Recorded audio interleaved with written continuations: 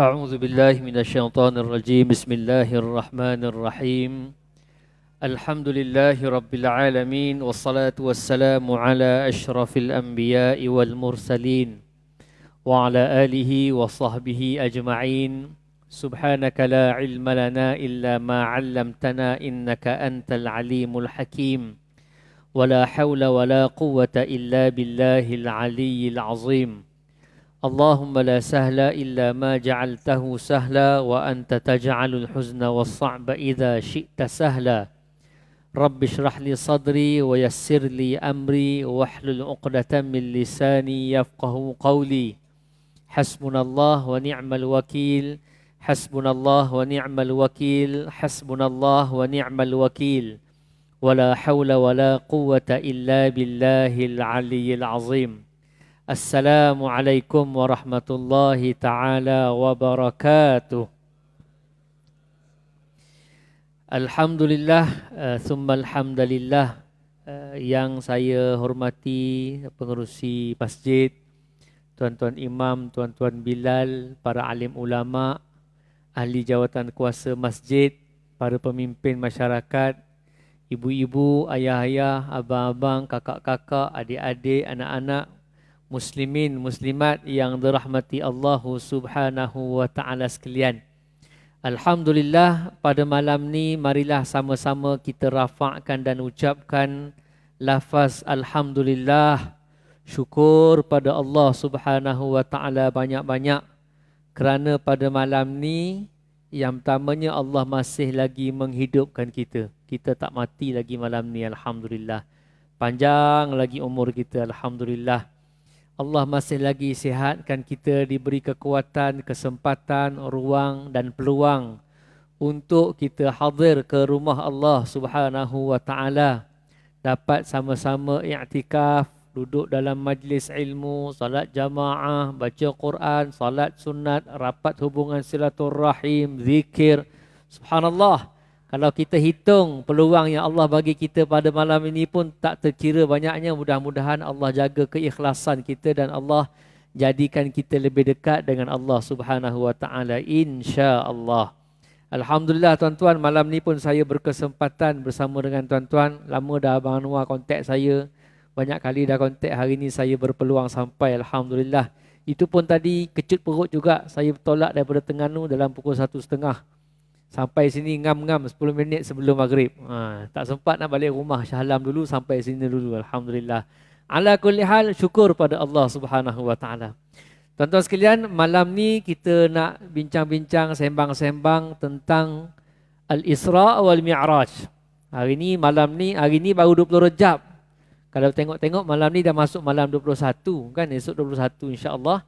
Maknanya kita lebih kurang seminggu saja lagi lah. Sepatutnya kalau ikut 27 Rejab tu.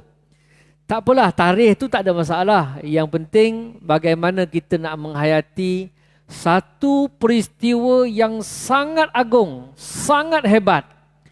Yang subhanallah, kisah sirah baginda Nabi SAW ni tuan-tuan, kita dengar cerita Isra' Mi'raj rasanya sejak daripada kita kecil lagi sampai sekarang. Tiap-tiap tahun kita dengar kuliah, dengar pengisian, dengar ceramah tentang Isra' Mi'raj. Tapi subhanallah, hebatnya kisah sirah ataupun perjalanan hidup baginda Nabi SAW.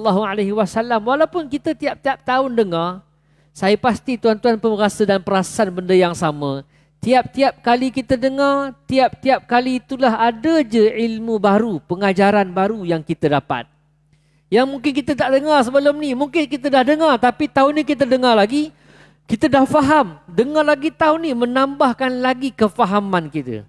Apa saja kisah, cerita Maulidur Rasul ke, Hijratul Rasul ke, pasti di sana ada sesuatu yang menambahkan ilmu, kefahaman dan semangat kita dalam hidup beragama.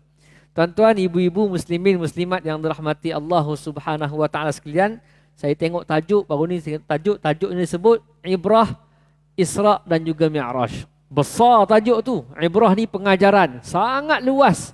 Boleh sentuh macam-macam. Cerita Isra' Mi'raj ni tuan-tuan boleh sentuh macam-macam. Semua boleh sentuh. Besar. Tapi dalam masa yang agak ringkas ni tuan-tuan, kalau saya tanya Abang Anwar tadi, katanya dalam sampai isyak berhenti sekejap, sambung sikit-sikit berhentilah. Makna lebih-lebih kurang tu tak sampai sejam lah. InsyaAllah kita sama-sama nak menelusuri satu perjalanan yang sangat agung yang Allah Subhanahu wa taala susunkan dan hadiahkan kepada baginda Nabi sallallahu alaihi wa alihi wasallam, yang perjalanan itu walau dengan nilaian nilai pandangan otak manusia tu singkat saja. Malam sampai sebelum subuh, maknanya sepanjang malam, singkat je. Singkat sangat, tapi subhanallah, peristiwa yang maha hebat yang Allah Subhanahu wa taala susunkan untuk kita, dan ia mencabar keimanan kita. Dia mencabar keimanan kita. Subhanallah. Tuan-tuan sekalian, kita semua tahu Isra' Mi'raj, Isra' perjalanan baginda Nabi sallallahu alaihi wasallam daripada Masjidil Haram ke Masjidil Aqsa. Mi'raj daripada Masjidil Aqsa terus ke Sidratul Muntaha, bertemu dengan Allah Subhanahu wa taala. Proses tu yang cukup hebat tu berlaku hanya dalam satu malam saja. Yang sangat hebat. Dan kita semua tahu macam mana Allah Subhanahu wa taala susun peristiwa Isra' Mi'raj ni. Satu mukjizat yang maha hebat, yang sangat dahsyat, yang kalau kita tengok peristiwa tu subhanallah, kita boleh bayang dalam otak. Tapi apa yang kita bayang tu bukan macam tu. Apa yang kita bayang tu jauh lebih besar, jauh lebih hebat, jauh lebih ajaib daripada itu. Tak boleh nak terbayang dengan mata. Sampai Nabi SAW waktu Nabi menceritakan pada para sahabat cerita Isra' Mi'raj. Contohnya bila Nabi SAW cerita tentang Sidratul Muntaha, macam mana pokok Sidratul Muntaha, macam mana rupa daunnya macam rupa telinga gajah, dia punya buah-buahnya macam abariq. Nabi cerita pada para sahabat, sambil Nabi cerita, Nabi sebut, aku tak ada huruf, tak ada perkataan yang boleh aku nak ceritakan kepada kamu macam mana situasi sebenarnya Al-Isra' wal Mi'raj. Hebat sangat. Kita boleh bayang, tapi apa yang kita bayang tu bukan macam tu tuan-tuan. Jauh lebih hebat daripada itu. Tuan-tuan sekalian, Isra' Mi'raj ni Allah susun, kita semua tahu Allah susun untuk bagi hiburan pada Nabi SAW. Nak menghiburkan baginda Nabi SAW. Dia berlaku setahun sebelum peristiwa hijrah, yang mana pada waktu itu disebut sebagai Amul Huzni, tahun kesedihan. Tahun yang sama, Nabi SAW ni, Nabi ada dua penyokong paling besar. Yang pertamanya Khadijah binti Khuwailid radhiyallahu anha, isteri baginda. Yang sokong Nabi, seorang bilioner, isteri Nabi SAW, Ummul Mukminin, yang paling kuat sokong Nabi SAW. Insan pertama yang waktu Nabi SAW dapat wahyu tu, orang pertama bagi semangat, orang pertama beriman dengan baginda Nabi SAW. Waktu orang ramai tak percaya pada baginda Nabi, orang kutuk macam-macam, orang kata dia gila, down. Waktu itulah Allah hantar Khadijah binti Khuwailid. Kemudian dalam masa yang sama, antara penyokong kuat Nabi baginda Nabi SAW ialah pak saudaranya, walaupun tak masuk Islam, Abu Talib. Walaupun tak masuk Islam, Abu Talib susun anak-anak dia. Dia sendiri berperanan. Abu Talib ni orang hebat. Nabi sayang dia, orang Islam sayang dia, musyrikin Quraisy pun sayang dia. Dengar kata-kata dia. Kalau zaman sekarang macam speaker parlimen lah. Dia ada power dua-dua. Macam tu lah lebih kurang. Dengar kata dia. Penyokong kuat, penyokong luaran Abu Talib, penyokong dalaman Khadijah binti Khuwailid. Tahun yang sama Allah Subhanahu wa taala uji, kedua-duanya meninggal dunia, dipanggil oleh Allah Subhanahu wa taala. Sebelum itu peristiwa Nabi SAW hijrah ke Taif. Tuan-tuan tahu kan macam mana kita pergi Mekah, kita pergi Taif. Dengar kisah Taif. Nabi dibaling batu oleh penduduk Taif. Dalam peristiwa Nabi SAW dengan anak angkat dia pergi ke Taif, dibaling batu sampai tapak kasut baginda Nabi SAW berkocak dengan darah baginda Nabi SAW. Dihalau oleh penduduk Taif. Sedih baginda Nabi SAW. Subhanallah, Tuhan saja yang tahu. Sebelum itu peristiwa pemboikotan, pemulauan oleh musyrikin Quraisy. Nabi dipulaukan sampai Nabi, para sahabat yang mula-mula bawa Islam ni terpaksa makan kulit-kulit kayu. Orang Islam, orang tak nak orang Islam, nak berjual beli, tak nak menikah kahwin, tak nak, kena pulau sungguh. Cukup dahsyat cabaran itu, subhanallah sekalian, kita tak boleh bayang. Subhanallah, Allah Subhanahu wa taala pujuk Rasulullah dengan Allah bawa Nabi pergi melancong. Bawa Nabi pergi berjalan. Tasliyah, hiburan kepada baginda Nabi SAW. Tapi berjalan melancong bukan melancong biasa-biasa. Melancong yang sangat dahsyat, melancong yang Allah Subhanahu Wa Taala janjikan satu hadiah yang maha hebat untuk Nabi dan untuk umat baginda Nabi sallallahu alaihi wasallam. Subhanallah. Bawa berjalan, tuan-tuan, kita kadang-kadang kerja stres, ada masalah rumah tangga, masalah anak-anak, apa lagi, kan? Start kereta, rancanglah perjalanan, pergilah melancong. Melancong sambil ambil ibrah, ambil pengajaran, susun jadual pelancongan kita insya-Allah. Ini apa yang Nabi Allah Subhanahu Wa Taala susun untuk baginda Nabi sallallahu alaihi wasallam. Dan cerita Isra Mi'raj, tuan-tuan, Allah rakamkan, abadikan dalam satu surah. Sampai ada satu surah namanya surah Al-Isra. Surah Al-Isra, juzuk yang ke-15. Ayat yang pertama surah Isra itu pun seolah-olah hampir menceritakan keseluruhan kisah Isra Mi'raj. Ayat pertama saja. Kemudian diceritakan juga dalam surah An-Najm. Dalam surah An-Najm pun Allah Subhanahu Wa Taala cerita sebahagian cerita Isra Mi'raj. Tuan-tuan, kalau kita baca ayat pertama surah Al-Isra itu pun subhanallah, kalau nak kira pentafsiran dia, perbahasan pada alim ulama, boleh buat satu daurah, boleh buat kursus. Panjang kisah dia. Panjang sangat pengajarannya. Kita nak sentuh dalam masa hampir sejam ni, tuan-tuan. Cuma saya boleh ringkaskan sedikit sebanyak supaya sama-sama kita dapat ambil semangat insya-Allah. Tuan-tuan, dalam surah Al-Isra, Allah Subhanahu Wa Taala sebut ba'da a'udzu billahi minasyaitonir rajim. Bismillahirrahmanirrahim. Subhanalladzi asra bi'abdihi laylan minal masjidil haram ilal masjidil aqsa alladzi barakna hawlahu linuriyahu min ayatina innahu huwas sami'ul basir. Sadaqallahul azim. Allahu akbar. Tuan-tuan, cuba kita bedah siasat sikit ayat malam ni supaya lepas ni kita baca surah ni kita dapat feel surah Al-Isra. Allah Subhanahu Wa Taala sebut awal-awal ayat, Subhana, Maha Suci Allah. Maha Suci Allah. Dalam surah Al-Isra, Allah nak cerita tentang antaranya peristiwa Isra Mi'raj. Dalam Isra Mi'raj juga cerita tentang Bani Israel yang sekarang teruk sangat hentam Gaza tu. Janji kesudahan, apa dia nasib Bani Israel, hujung zaman sekarang ni semuanya ada diceritakan dalam surah Al-Isra. Cukup menarik, tuan-tuan sekalian. Muka surat pertama tu sampai masuk sikit muka surat kedua, banyak cerita tentang kesudahan Bani Israel macam mana, perangai Bani Israel macam mana. Cuma awal ayat tu Allah Subhanahu Wa Taala cerita pembukaan cerita Isra Mi'raj. Subhana, Maha Suci Allah. Allah nak cerita tentang kisah Isra Mi'raj yang sangat hebat, yang mencabar logik akal manusia. Cerita mukjizat, cerita yang jauh daripada unsur-unsur pembohongan, buat-buat cerita, reka-reka cerita. Allah mula dengan Subhana, Maha Suci Allah. Allah nak sebut Maha Suci Allah daripada mereka-reka cerita, Maha Suci Allah daripada sebarang pembohongan, Maha Suci Allah. Allah mula dengan Subhana. Maha Suci Allah yang allazi asra, yang telah menjalankan hambanya. Allah yang bawa hambanya. Tuan-tuan, cerita Isra Mi'raj ni antara senjata paling ampuh lah puak-puak al-mustasyriqin, puak-puak orientalis barat. Orientalis ni orang yang kaji tentang Islam. Dia kaji tentang Islam dengan tujuan nak hancurkan Islam. Ni puak-puak orientalis. Ramai orang Spain, ada orang putih dan macam-macam. Orientalis barat ni, tuan-tuan, dia kaji Islam sampai level boleh jadi ulama. Hebat. Boleh baca kitab, hafal Quran. Ni orientalis dahsyat. Tapi tujuan dia belajar untuk hancurkan Islam.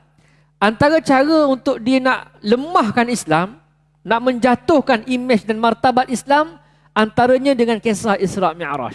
Sebab apa? Cerita tak logik akal. Puak-puak liberal dan sebagainya ni, antara dia guna cerita Isra Mi'raj ni lah. Dia tak nak pegang dengan Islam, nak menjatuhkan level mukjizat. menjatuhkan level mukjizat. Quran sebagai mukjizat, antaranya kisah Isra pun sebagai satu mukjizat.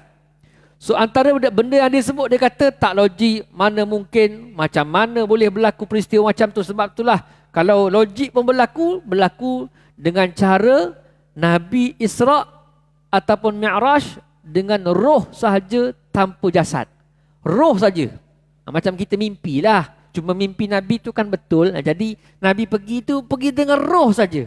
Kalau roh tu logik macam kita lah tuan-tuan. Kejap-kejap kita tidur dalam kuliah pun kita sampai ke Mekah. Tuan-tuan tak lah kan. Kita boleh tidur dalam kuliah pun kita boleh sampai ke mana-mana. Jasad kat sini, roh dah ke mana-mana dah. Kan kita hilang kunci kereta pun kita boleh ingat. Walaupun mata celik, roh kita berjalan. Macam mana aku mula ingat bawa kereta tadi? Tengah-tengah dengar kuliah boleh ingat kunci kereta capak kat mana. Pasal roh kita berjalan dan macam-macam.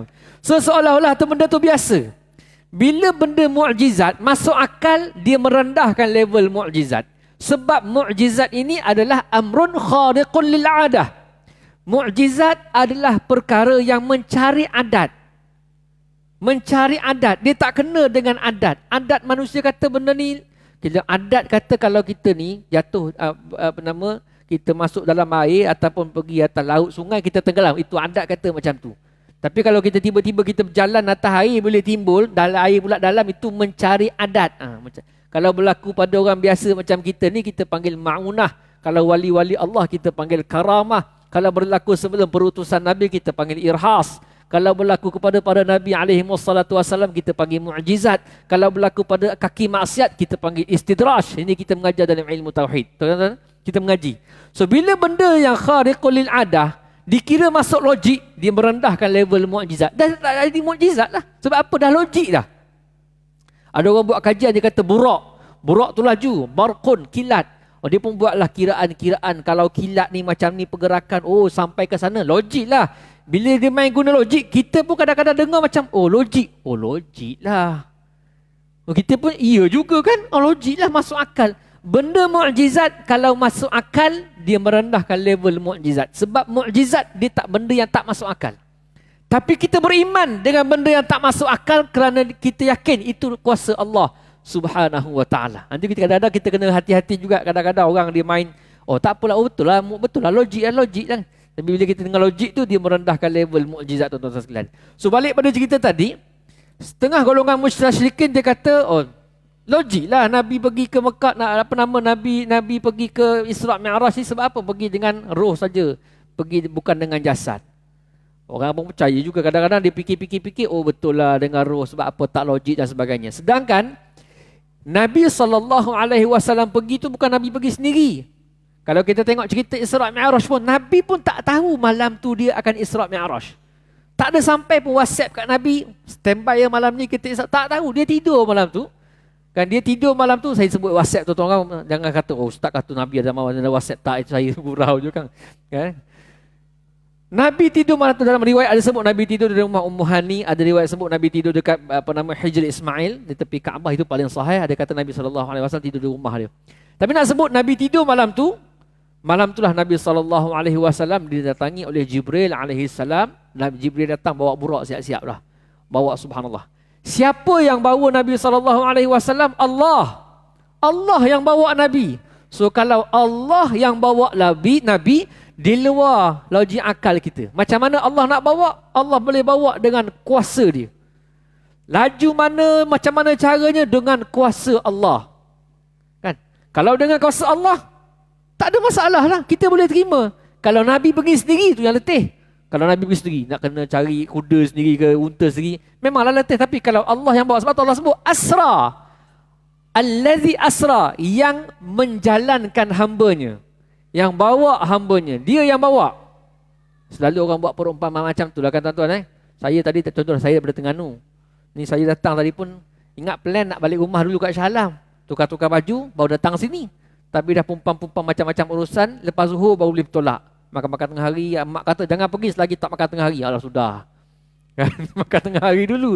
1:30 baru boleh bertolak. Allah, macam mana ni, pinjamlah jubah adik. Ni adik saya punya.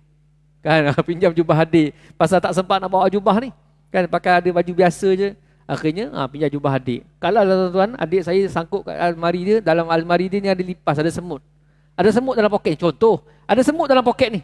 Saya pun pakailah baju ni, datang sini. Perjalanan jauh mana? Hampir 6 jam daripada Terengganu sampai sini. Contohlah, kalau tiba-tiba malam ni mak saya kata, Alang balik, ada urusan tak selesai. Habis kuliah, saya tembor balik ni kata orang Terengganu. Saya balik ke Terengganu, sampai Terengganu sebelum subuh pukul 4-5 pagi. Semut yang dalam poket saya keluar.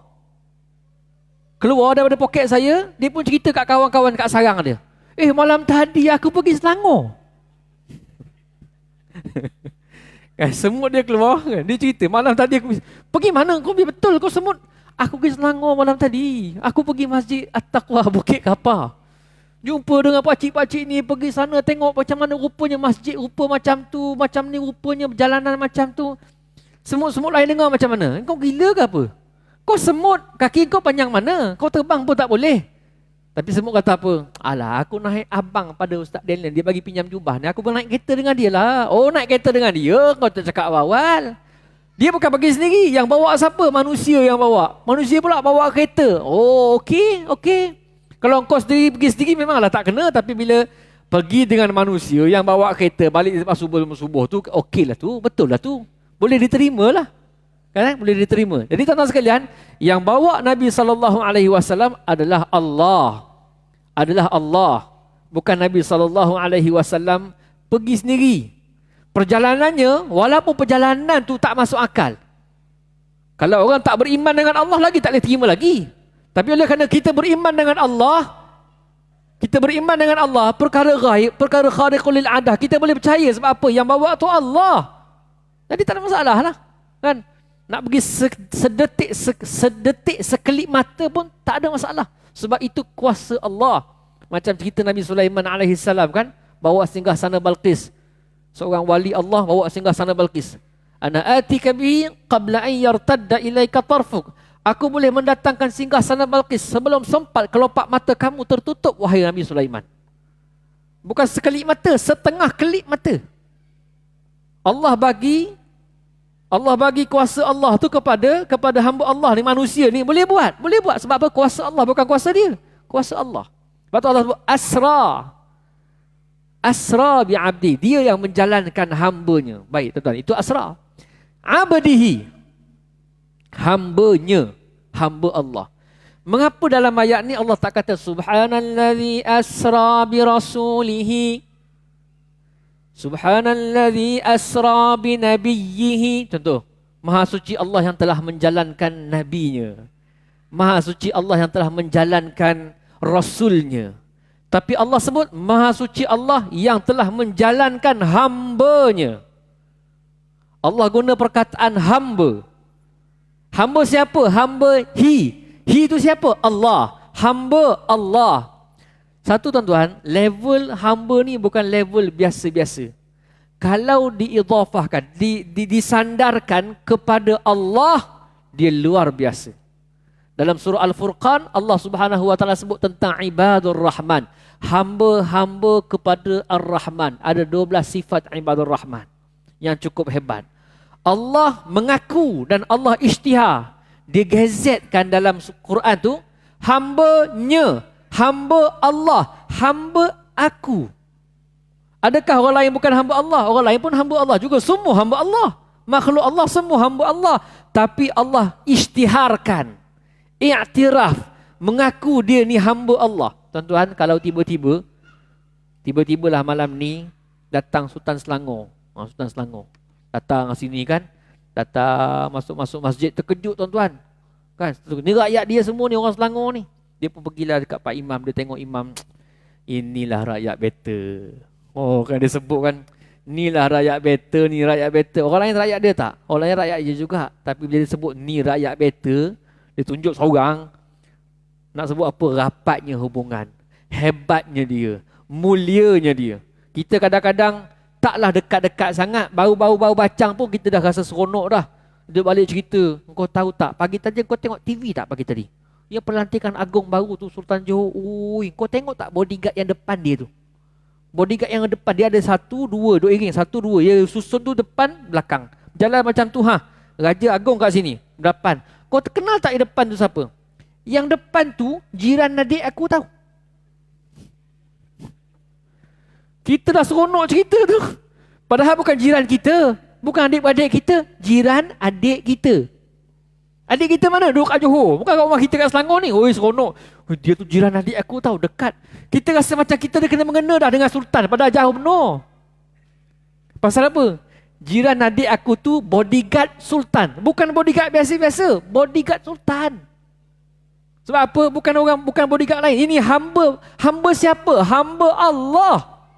Dan diiktiraf, diisytihar oleh Allah. Abdi. Hebatnya level hamba Allah. So tuan-tuan, hidup kita ni kena ada perasaan bercita-cita nak Allah Subhanahu Wa Taala sampai satu saat Allah iktiraf kita sebagai hambanya. Ada masa nanti tuan-tuan balik rumah, tadabbur surah Al-Furqan.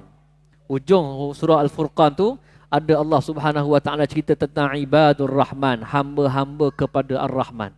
Tenang rahmati Allah Subhanahu Wa Taala sebelum habis dah dekat 40 rupanya. Baru masuk abdihi tu sikit-sikit tuan-tuan Subhanallah, itu abdihi. Yang kedua, bila cerita abdihi ni tuan-tuan, Allah nak tunjuk, subhanallah, ini pengajaran yang besar tuan-tuan. Allah bawa baginda Nabi SAW dalam satu perjalanan yang maha agung, yang tidak dirasai oleh Nabi-Nabi sebelum daripada itu, yang sangat hebat. Tuan-tuan tengok perjalanan secara ringkas, kita tengok Nabi SAW tengah-tengah tidur, Allah Subhanahu Wa Taala jemput, hantar Jibril. Jibril pula datang tu, wa huwa bil ufuqil a'la thumma dana fatadalla. Jibril datang dalam bentuk rupanya yang asli dua kali. Yang pertamanya masa peristiwa wahyu, yang kedua masa Isra' Mi'raj. Waktu datang jumpa Nabi tu dalam keadaan rupanya yang betul, yang asli. Hajm besarnya dia, wa huwa bil ufuqil a'la tu, sejauh mata memandang tu semua Jibril. Kalau kita tengah bukit tuan-tuan, bertemunya langit dengan bumi, hujung tu sampai tak nampak. Bil ufuqil amalannya besarnya sampai Nabi tak perlu nak mendongak, Nabi tak perlu. Macam kita pergi kat sisi duduk bawah tu kan. Kat sisi duduk bawah tengok atas. Belakang tak nampak dah, tepi-tepi tak nampak sebab apa tinggi sangat. Jibril alaihi salam wa huwa bil ufuqil ala, sepanjang ufuk tu tak nampak benda lain dah, Jibril saja. Allah besar tuan-tuan, subhanallah. Kita kalau tengok kapal besar lalu pun kita rasa macam besarnya kapal ni. Tengok masjid besar-besarnya. Ini sepanjang ufuk tu. Wa huwa bil ufuqil a'la. Thumma dana fatadalla, datang sikit-sikit mengecik datang tu Nabi SAW. Dia bukan datang mengejut macam tu sampai terkejut. Fatadalla, daluah. Dia macam daluah macam kita hulu timba tu kan. Sikit-sikit daluah timba. Macam tu lah rupanya sikit-sikit. Ni Allah bagi experience kat Nabi ni. Hebatnya Allah bagi pada hamba yang special ni. Kemudian naik pula Burak tu pula, subhanallah, hadis Bukhari sebut macam mana di sekali bergerak tu sepanjang ufuk tak nampak bergerak, kaki depan kaki belakang tak nampak punya perjalanan jauh. Cepat, subhanallah, naik Burak.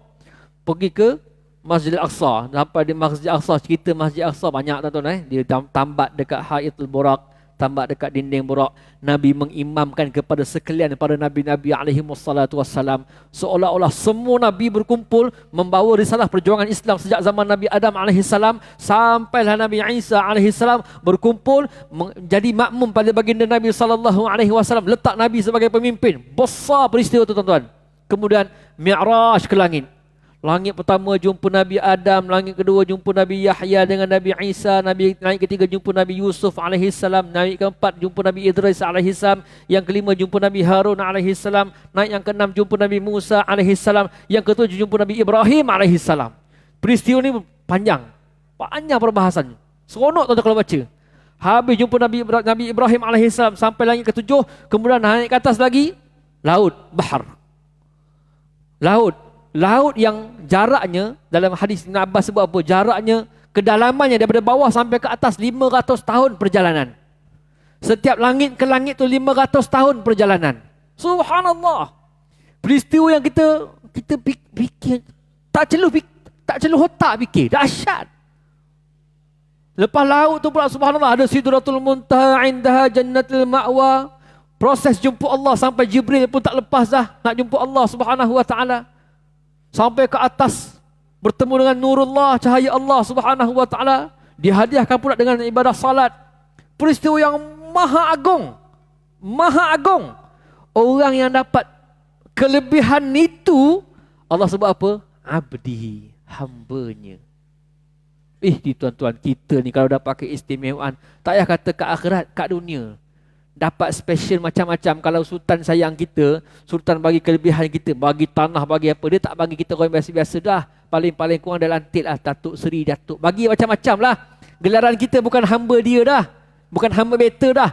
Datuk, orang kaya, orang besar, macam-macam jabatan kan. Tapi subhanallah, Allah nak tunjuk pada kita, semakin mulia kita, kita kena sedar, kita adalah hamba. Semakin hebat kita, kita sedar, kita adalah hamba Allah. Di sini Allah Subhanahu Wa Taala ajar. Kemuliaan macam mana pun kita adalah hamba Allah. Kadang-kadang tak mulia, tak pergi sangat pun, baru jadi supervisor syarikat baru, Allah dia guna power dia, subhanallah. Baru jadi ketua itu, ketua ini, baru jadi ayah setahun, nak buat ke anak macam-macam, baru jadi itu.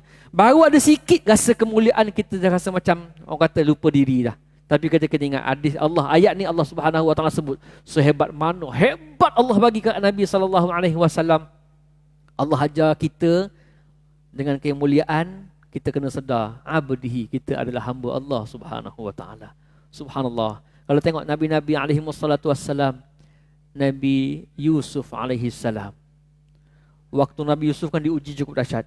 Surah Yusuf pun antara surah Allah pujuk Nabi selepas peristiwa Amul Huzni. Waktu Nabi SAW naik Isra' Mi'raj pun antara Nabi yang Allah bagi jumpa ialah Nabi Yusuf AS.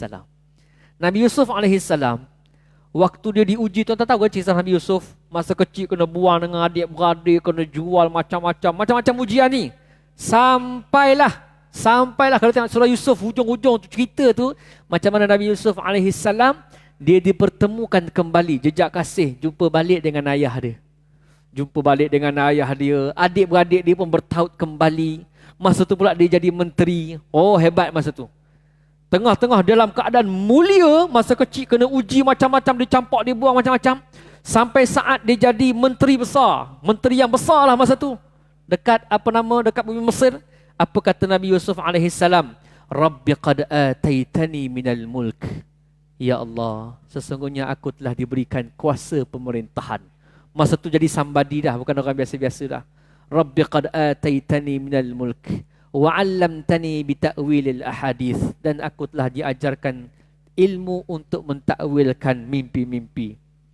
Fatiras samawati wal ard, wahai yang menguasai langit dan juga bumi. Anta waliyyi fid dunya wal akhirah, engkaulah penolong dan pelindungku di dunia dan akhirat. Tawaffani muslima wa alhiqni bis salihin. Ya Allah, matikanlah aku sebagai seorang Islam dan temukanlah aku dengan orang-orang yang saleh.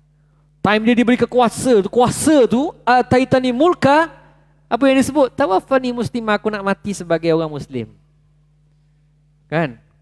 Dia bagi pada Allah. Nabi Sulaiman alaihi salam, waktu hebat cerita macam mana dia datang singgah sana Balqis, itu baru rakyat dia Ifrit pun angkat tangan. Dia kata, wahai Nabi Allah Sulaiman, aku boleh mendatangkan singgah sana Balqis tu qabla an taquma min maqamik, sebelum kamu sempat bangun daripada tempat duduk kamu.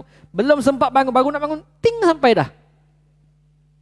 Yang hamba Allah, wali Allah tadi baru nak kelip mata, ting dah sampai dah. Itu baru rakyat. Nabi Sulaiman tak kata, rakyat better. Tengok semua. Itu baru rakyat tau, belum better buat lagi. Kan? Belum better lagi, itu baru rakyat. Itu baru power rakyat, power better belum lagi. Tapi subhanallah, Nabi Sulaiman AS, waktu Allah bagi dia kehebatan, kemuliaan, jadi pemimpin, raja. Bukan hanya raja pada manusia, raja pada manusia, jin, binatang, angin, macam-macam. Apa respon Nabi Sulaiman AS bila diberikan kemuliaan sehebat itu? Dia kata apa? Hadza min fadli rabbi liyabluwani ashkuru an akfur. Ini adalah kelebihan yang Allah bagi pada aku. Bukan aku punya. Allah bagi pada aku. Tu pun nak uji aku. Liyabluwani. Aku syukur ke aku kufur? Subhanallah tuan-tuan. Cerita Isra' Mi'raj ajar kita. Sehebat mana kita dapat kemuliaan, kelebihan, kita kena sedar kita ni hamba. Sembang macam mana pun, kita kena sedar kita ni hamba Allah Subhanahu wa ta'ala. Itu baru cerita abdihi. Lailan, pada waktu malam. pada waktu malam. Allah Subhanahu Wa Taala jadikan peristiwa ini dalam masa yang sangat singkat. Nak tunjuk kehebatan dan kekuasaan Allah. Dah isyak ke? Dilihat. Bismillah.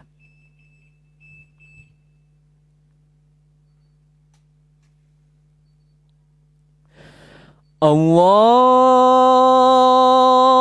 Akbar,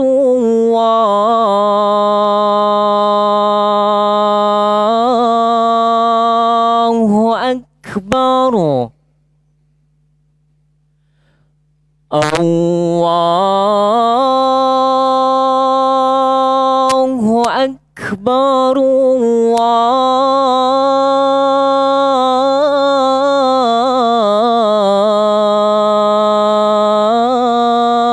Allahu Akbar.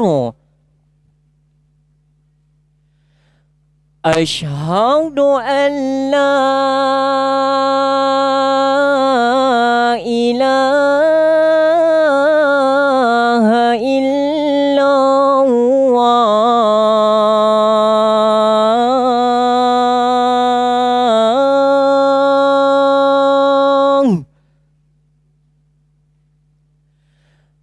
Asyhadu an la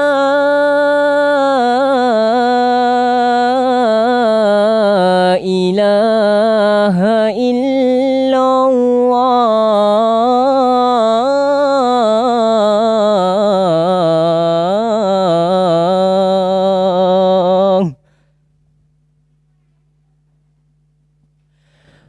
Asyhadu anna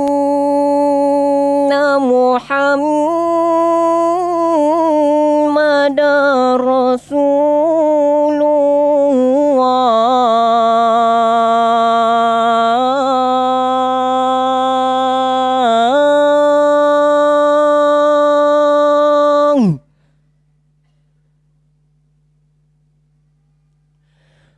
Asyhadu anna Muhammadar Rasulullah.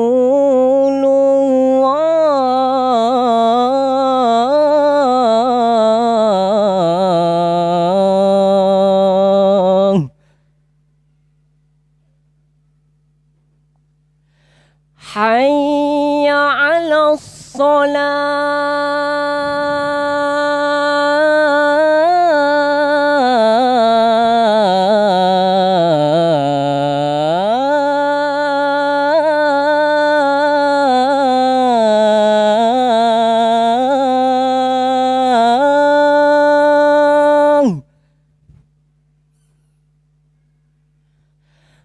Hayya 'alas salah.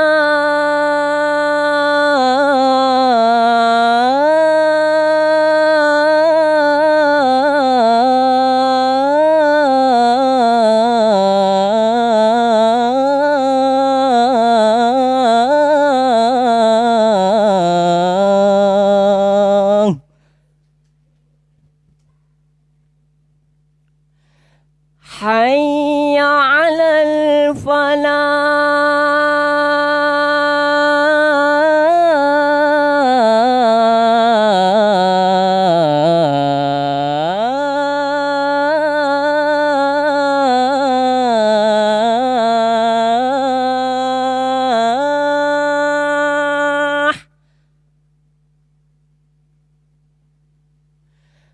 Hayya 'alal falah.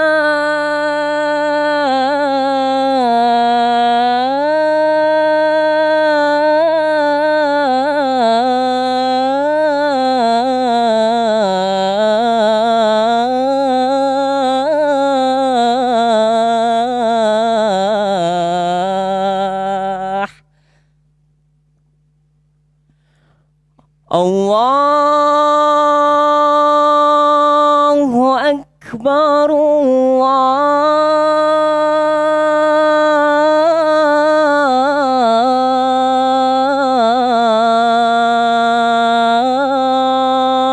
Allahu Akbar. Allahu Akbar. La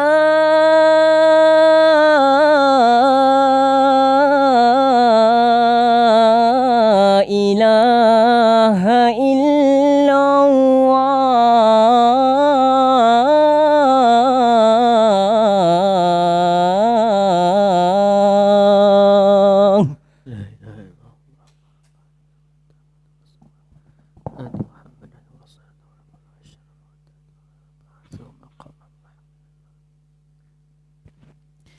Baik, tuan-tuan, sambung sikit lagi boleh Sikit lagi insya-Allah.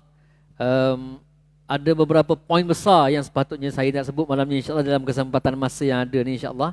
Tuan-tuan, tadi saya sebut tadi, kat mana tadi? Lailam minal masjidil harami ilal masjidil aqsa alladhi barakna haulah. Bab lailan ada perbahasan para ulama, cuma saya nak sebut kat sini tuan-tuan sekalian. Allah sebut yang telah menjalankan hamba-Nya abdihi lailan pada waktu malam daripada Masjidil Haram ke Masjidil Aqsa. Yang mana Masjid Aqsa tu Allah sebut dalam ayat tu barakna haulah. Allah mention dalam ayat tu. Kalau Allah Subhanahu wa taala sebut subhanallazi asra bi'abdihi lailan minal masjidil harami ilal masjidil aqsa linuriyahu min ayatina. Kita faham dah ayat tu, kita faham dah. Maha suci Allah yang telah menjalankan hamba-Nya daripada Masjidil Haram ke Masjidil Aqsa untuk kami memperlihatkan tanda-tanda kekuasaan kami. Kita faham dah ayat tu. Tapi Allah tambah perkataan allazi barakna haulah. Masjid Aqsa yang kami berkati sekelilingnya. Kami berkati sekelilingnya. Allah sebut dalam ayat tu. Orang pernah tanya saya, dia kata, Ustaz, kat mana berkat Masjid Aqsa? Barakah Masjid Aqsa tu kat mana? Ada yang kita boleh kait dengan Isra' Mi'raj dan ada yang kita boleh kait dengan suasana sekarang, tuan-tuan sekalian. Al-Masjidil Aqsa, saya pun tak pernah sampai lagi. Bercita-cita nak pergi, tuan-tuan. Kan Allah Nabi sebut, La tashuddur rihal illa ila salasati masajid. Bercita-cita, jangan kamu nak pergi berjalan sangat, berteruja sangat nak pergi berjalan, kecuali letaklah 3 tempat ni kamu nak pergi. Yang pertamanya Masjidil Haram, Masjid Nabawi, yang ketiganya Masjidil Aqsa. 3 tempat ni. Kita memang dalam hati nak pergi Korea, nak pergi Jepun, nak pergi United Kingdom. Perasaan teruja tu semua nak. Tapi yang betul-betul kita kena ada perasaan ni ialah 3 tempat ni. 3 masjid ni. Tuan-tuan sekalian, barakah Al-Masjidil Aqsa. Ni para ulama bahas, panjang perbahasan tentang barakah Masjid Aqsa. Yang confirm Masjid Aqsa tu barakah. Sebab apa Allah sebut? So, seluas mana barakah Masjid Aqsa? Ini pun dibahaskan oleh para alim ulama. Senang cerita, saya ringkaskan tuan-tuan sekalian. Barakah Masjid Aqsa tu berpusat di Masjid Aqsa, di meluas dan memanjang sehingga ke seluruh Syam. Syam ni 4 buah negara. Palestin, Syria, Lebanon dan juga Jordan. 4 buah negara ni Syam. Yang cerita Nabi SAW berhijrah ke Syam tu 4 buah negara ni lah. Dulu tak ada disebut apa nama, dipecah-pecahkan negara. Dulu semua Syam. Yang Nabi SAW ikut pak saudara dia pergi berniaga ke Syam, jumpa Padri Buhairah tu di Syria, di Busra. Tak jauh dengan Palestin, sebelah, negara-negara sebelah je. Tuan-tuan sekalian, sebab apa saya kata Syam? Sebab ulama sebut Syam, sebab apa? Sebab Nabi SAW pernah doa, Allahumma barik lana fi Syamina. Nabi doa 3 kali, kemudian Nabi sebut Allahumma barik lana fi Yamanina. Ya Allah, berkatilah kami pada Syam kami, berkatilah kami pada Syam kami, berkatilah kami pada Syam kami, dan berkatilah kami pada Yaman kami. 2 buah negara yang Nabi doa keberkatan. Sebab tu kalau kita tengok sekarang ni, kan isu yang berlaku di Gaza, di Syam tu, kan pertembungan antara orang Islam dengan orang Yahudi, antara yang cepat menolong apa dia? Yaman. Kan Yaman. Nabi doakan keberkatan untuk negeri Yaman. Subhanallah. Tuan-tuan sekalian, nak sebut luasnya keberkatan itu. Orang tanya, mana barakah Syam? Mana barakah negeri Palestin ni? Berkatnya kat mana? Kalau nak banding dengan Malaysia tu, macam Malaysia lebih berkat kot. Malaysia tak pernah perang. Pernahlah dulu. Sekarang aman damai. Boleh pergi masjid. Boleh pergi beribadat macam biasa. Boleh makan, boleh minum. Aman damai. Kat sana, ya Allah, berperang tak habis-habis. Ni dah 100. Tuan-tuan rasa tak? Hari ni hari ke berapa? Hari ni hari yang ke-118. Kita dulu kita kira kan, mula-mula kan. Sekarang ni kita pun tak apa-apa nak kira dah. Ingat tak ingat dah. Dulu tengok Allah geramnya. Sekarang ni tengok swab-swab je. Tu kena muhasabah diri lah insyaAllah tuan-tuan. Baik. Hari ni hari yang 118 dah ni. Tak pernah aman sejak daripada dulu. Ni dah 70 tahun lebih dah ni. Berperang tak habis-habis. Mana barakah Syam? Mana barakah Syam? Kat mana barakah Palestin ni? Subhanallah. Saya pernah sampai ke Gaza tahun 2012.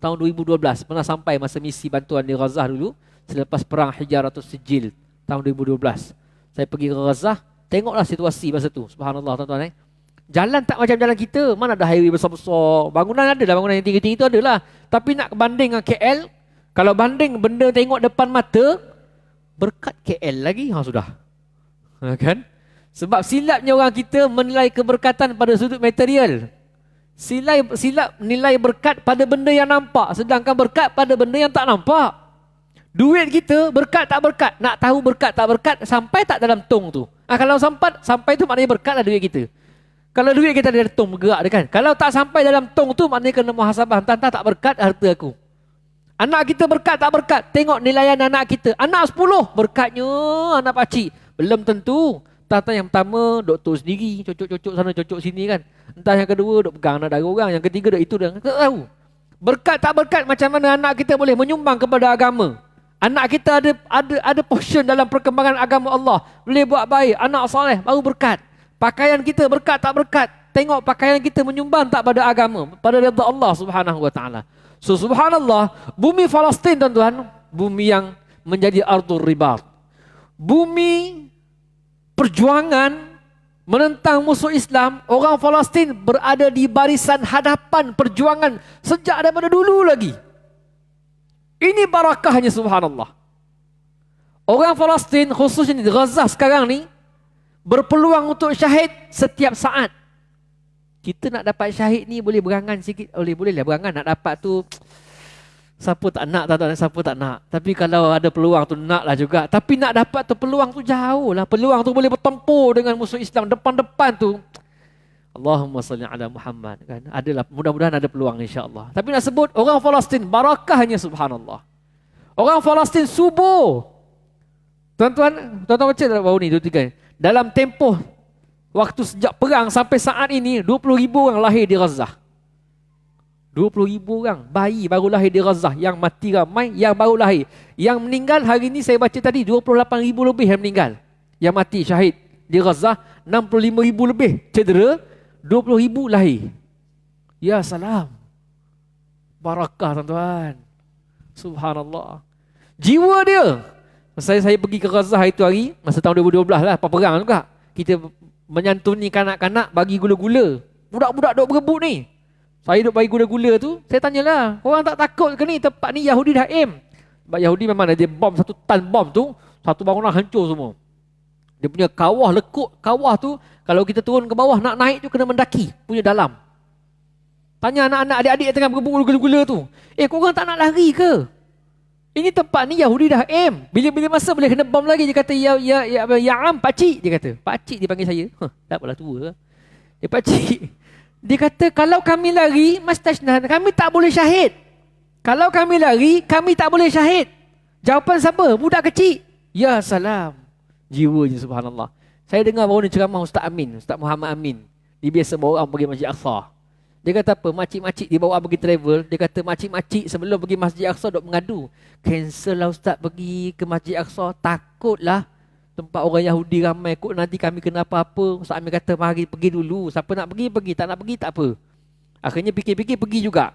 Sampai ke Masjid Aqsa katanya. Ni Ustaz Muhammad Amin cerita. Saya dengar cerita dia lah. Dia kata apa? Makcik-makcik yang takut tu. Sampai sana depan-depan tentera Israel dia boleh maki. Mungkin orang tu tak faham kena bahasa Melayu kan, keluar bahasa Jawa pun tak tahu kan, tapi tak faham. Dia pun jadi tanah tu menyebabkan jadi berani. Ini barakah. Barakna haulah. Bumi Syam adalah bumi perjuangan sejak daripada dulu sampai sekarang. Dan tuan-tuan sekalian, peristiwa Isra Mi'raj nak cerita pada kita, kenapa? Ni kenapa persoalan? Kenapa mesti nak pergi ke Sidratul Muntaha, naik Baitul Ma'mur, nak sampai ke Sidratul Muntaha. Baitul Ma'mur ni atas Baitullahil Haram Kaabah. Sampai Nabi SAW dalam satu hadis, Nabi kata kalau Baitul Ma'mur turun tu betul-betul atas Kaabah. Baitul Ma'mur, tempat yang Nabi SAW ceritakan dalam peristiwa Isra Mi'raj. Baitul Ma'mur ini satu malam masuk 70,000 malaikat. Dan Nabi kata tak lebih daripada 4 jari aku ni ada malaikat dalam Baitul Ma'mur.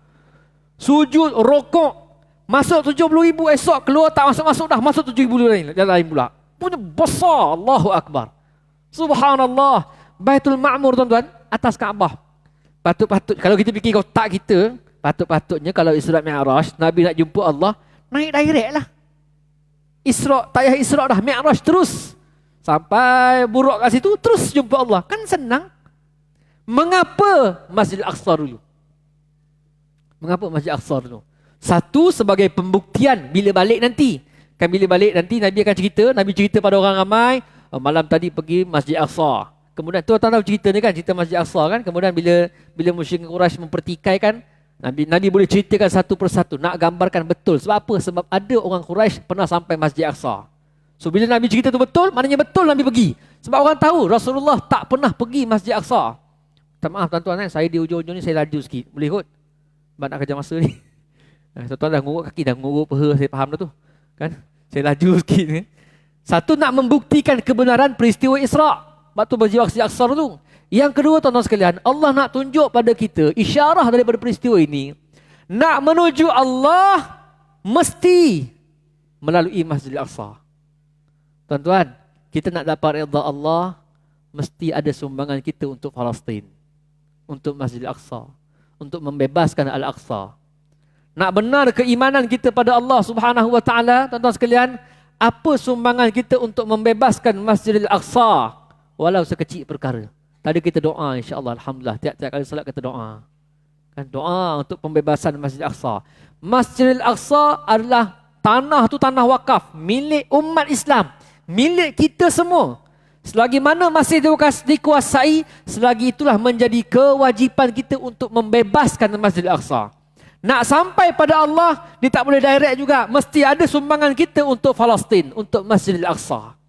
Peristiwa Al-Isra' wal Mi'raj mengajar kita, tuan-tuan yang dirahmati Allah Subhanahu wa taala sekalian. Dah pukul 9 Jadi mudah-mudahan tuan-tuan sekalian, saya nak cerita pasal solat tadi, tak apalah, mungkin ada ustaz lain akan cerita pasal solat kan dan sebagainya. Cerita pasal solat, cerita pasal iman, cerita Isra' Mi'raj, cerita iman. Ini betul antara paling besar lah. Cerita iman. Ceritalah hebat mana Isra' Mi'raj, tapi kalau keimanan kita tak betul-betul pure, tuan-tuan, kita tak sampai rasa tu. Tuan-tuan, kalau tuan-tuan ada zaman Nabi pada waktu itu. Zaman sekarang okeylah kan? Zaman Nabi pada waktu itu. Waktu peristiwa Isra' Mi'raj ada 3 golongan manusia. Ada orang yang betul-betul beriman dengan Nabi, diterima direct macam Abu Bakar As-Siddiq. Ada golongan musyrikin Quraisy, munafik ada lagi musyrikin Quraisy. Pada waktu itu dia tolak terus. Dia mencaci, dia memaki, dia menghina sebab peristiwa Isra' Mi'raj. Ada golongan yang ketiga, golongan yang sudah masuk Islam, murtad balik. Sebab apa? Sebab Nabi bawa balik cerita Isra' Mi'raj. Ada yang murtad. Dia kata, aku baru je mengucap, baru je sebut beriman pada Allah, percaya kat dia. Tiba-tiba dia bawa balik cerita pergi ke Masjid Al-Aqsa pula dah. Kan? Pada waktu itu mungkin ahli keluarga dia kata, kau ikut Muhammad, kau tengok Muhammad bawa cerita apa? Abu Jahal pada waktu itu kan pagi-pagi Nabi sampai. Nabi sampai sebelum subuh, tuan-tuan. Nabi sampai sebelum subuh. Lepas subuh Nabi cerita. Bila Nabi cerita dekat Masjidil Haram tu, yang dengarnya Abu Jahal. Abu Jahal dengar, dia punya gembira. Ya Allah, seronoknya Abu Jahal, dia gembira. Dia kata, ya Muhammad, betul ke ni? Kamu pergi Isra'. Isra' ke mana? Masjid Aqsa. Kau biar betul ni Abu Jahal kan? Kemudian cerita pula pergi Mi'raj, Sidratul Muntaha punya cerita, jumpa Allah. Seronok Abu Jahal pasal apa? Sebelum ni aku kata dia gila, orang tak percaya. Sebelum ni aku kata dia macam-macam, orang tak percaya. Dia kata ini best punya cerita ni kalau masuk melodi meletup ni. Seronok Abu Jahal. Dia lari-lari je nak sebar. Dia kata, wahai Muhammad, boleh tak kita kumpul orang ramai-ramai, kamu ceritakan tentang benda ni. Ni plan dia apa? Plan dia supaya semua confirm. Lepas ni orang kata Muhammad gila. Tak ada manusia yang sihat boleh terima cerita ni. Tengah-tengah berlagi nak sampaikan cerita, nampak Abu Jahal. Nampak Abu Bakar. Kita tak tahu cerita ni kan. Dia kata, Abu Bakar, sini. Apa benda kau ni Jahal? Kan. Dia tak katalah Jahal, dia kata ya Abul Hakam. Kan. Abu Jahal tu gelaran Nabi SAW bagi pada Abu Jahal. Orang Mekah panggil dia Abul Hakam. Abul Hakam, bapa kebijaksanaan. Bapak bijak lah kita, bapak bijak. Nabi kata apa? Bapak jahil. Abu Jahal. Ya Abul Hakam. Apa dia ni Abul Hakam? Amru bin Hisham nama dia. Apa dia? Tengah-tengah berlari kan dia berlari lagi anak kan. Kau nak cerita kau ni bakar. Kau nak cerita ni. Apa dia? Ada berita bagus ni. Apa dia? Tadi aku dengar Muhammad cerita. Sahibuka dia sahabat kamu ni cerita. Cerita apa? Tadi memang kelakar ni. Dia cerita apa? Dia cerita dia pergi Isra lu pergi ke Masjid Aqsa. Bila? Malam tadi. Iya ke? Okey? Kemudian pula bukan habis cerita tu je. Dia cerita pula dia dia pergi dia kata apa nama? Mi'raj. Dia pergi Mi'raj tu. Sampai jumpa Sidratul Muntaha, langit ke-7, jumpa nabi-nabi macam-macamnya. Dia cerita macam tu. Tuan-tuan, apa respon Abu Bakar? Dia kata apa? Wallahi. Kan?